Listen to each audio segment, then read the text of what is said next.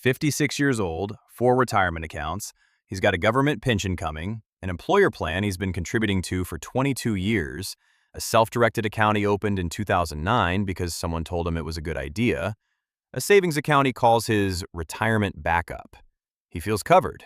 He feels like someone who built a system. But here's what nobody told him about each of those accounts. Today we're going through every type of retirement account, what it actually does, what it doesn't tell you, and what Gen X is getting wrong about each one. Like, subscribe, and let's start. Number 1. The government pension, the floor that's lower than you think. Every developed country has one. You pay into it your entire working life. Decades of contributions, decades of trusting the system. And when the qualifying age arrives, it pays a regular income for the rest of your life. Sounds solid. Sounds like the foundation the whole plan rests on. Here's the version nobody puts in the brochure. The average government pension across developed English-speaking countries replaces approximately 30% of pre-retirement income. Not 60, not 70, 30.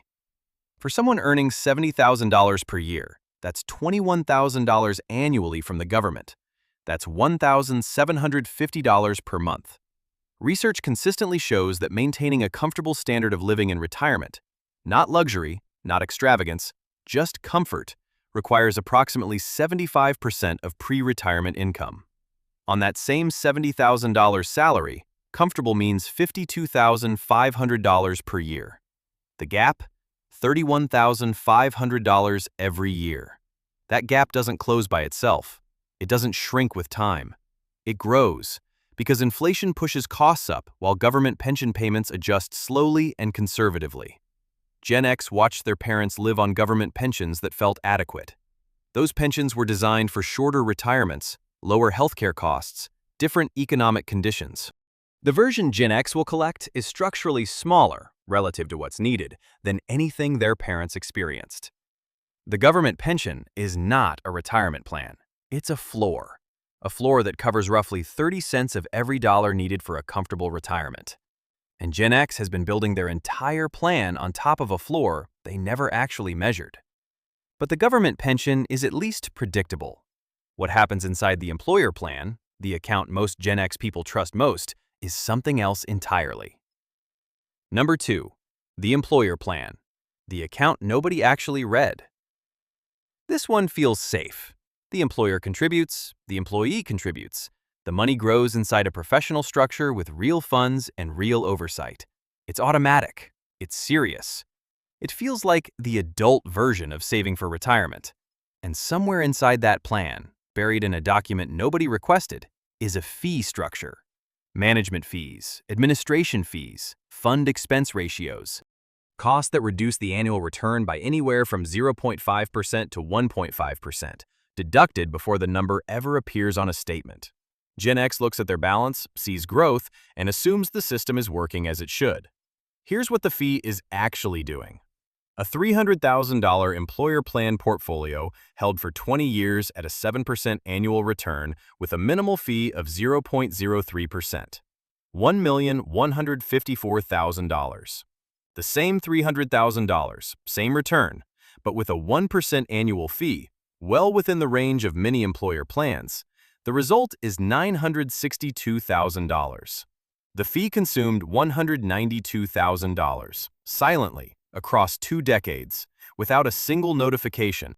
And fees are only half the problem. Most employer plans have a default contribution rate. Many Gen X employees set it once at enrollment, 5%, maybe 6%, and never changed it. They got raises. The contribution percentage stayed flat. The actual retirement need kept growing. Financial research consistently points to 15% to 20% of income as the combined contribution rate needed for a genuinely comfortable retirement. The 5% that feels responsible is less than half of what the math requires. The employer plan is a genuine advantage being used at half power while charging full price. And if that's uncomfortable to hear, what happens when Gen X manages the money themselves is significantly worse.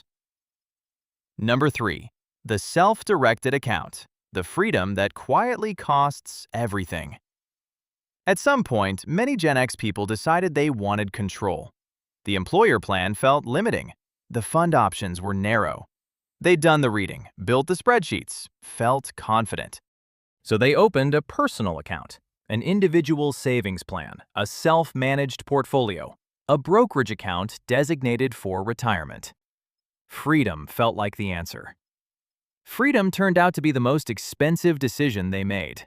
Dalbar, a financial research firm that has tracked investor behavior for decades, consistently finds the same result.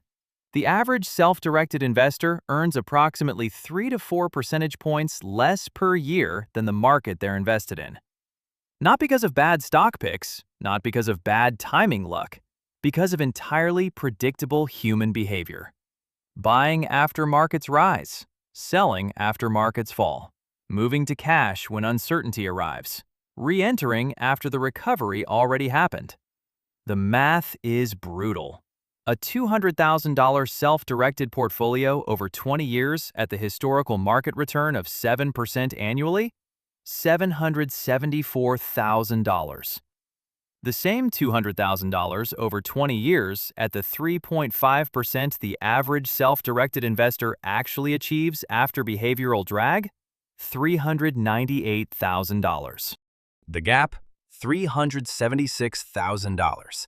Not from a crash, not from bad luck, from being human. Gen X is particularly vulnerable here. They've survived enough economic shocks to feel like they recognize patterns. They know what a bubble looks like. They act on that knowledge. Every time they act, they cost themselves money. Psychologists call this action bias, the deeply human belief that doing something is better than doing nothing. In investing, doing nothing consistently outperforms doing something. The self-directed account gives Gen X the mechanism to act whenever fear or excitement arrives. And Gen X uses that mechanism repeatedly, expensively, with complete confidence that they're making the right call. But there's one account type that removes most of these behavioral traps almost entirely, and most Gen X people either don't have it or are barely using it. Number 4. The tax-advantaged account, the jackpot nobody is maximizing. Most developed countries offer some version of a tax-advantaged retirement savings account. The specifics differ by country. The core concept is universal. Money grows inside the account without annual tax drag on dividends, interest, and capital gains.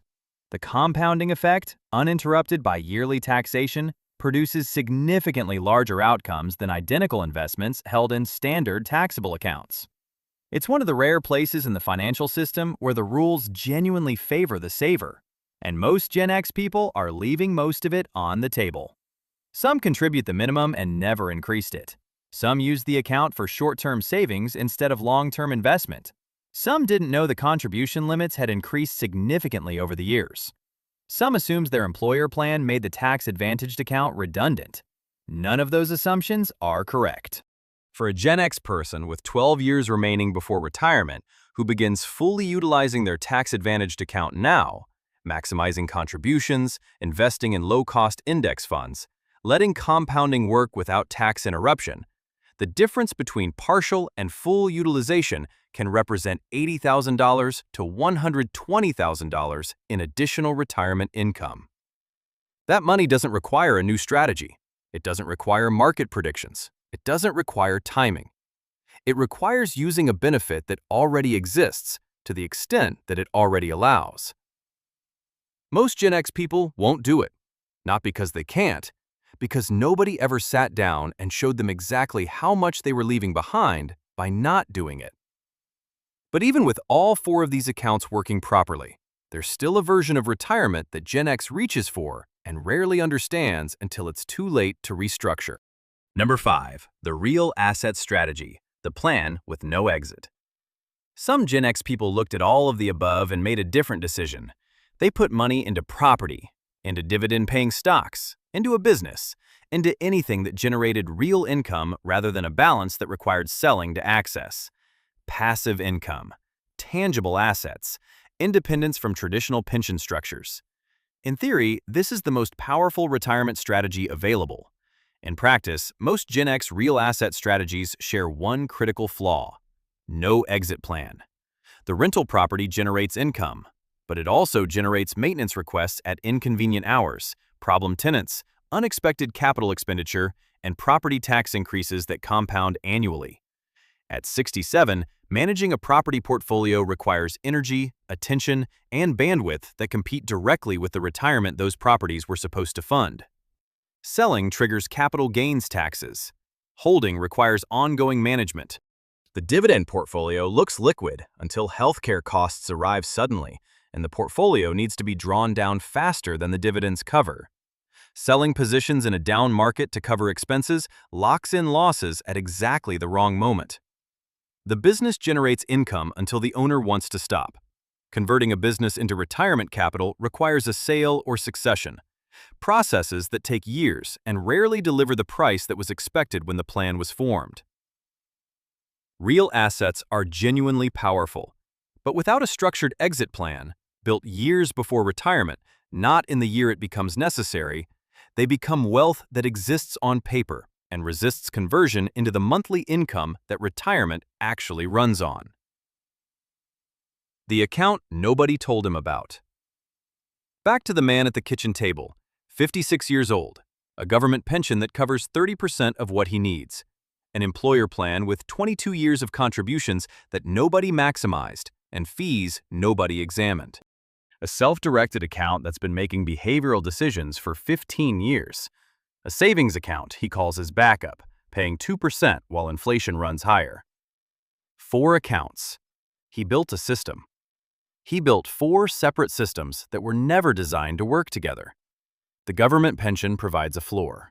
The employer plan builds the middle, if the fees are managed. The self-directed account adds flexibility, if the behavior is controlled. The tax-advantaged account adds efficiency, if it's actually maximized. The real asset strategy adds resilience, if the exit is planned. Together, coordinated, reviewed regularly, they can build a retirement that actually works.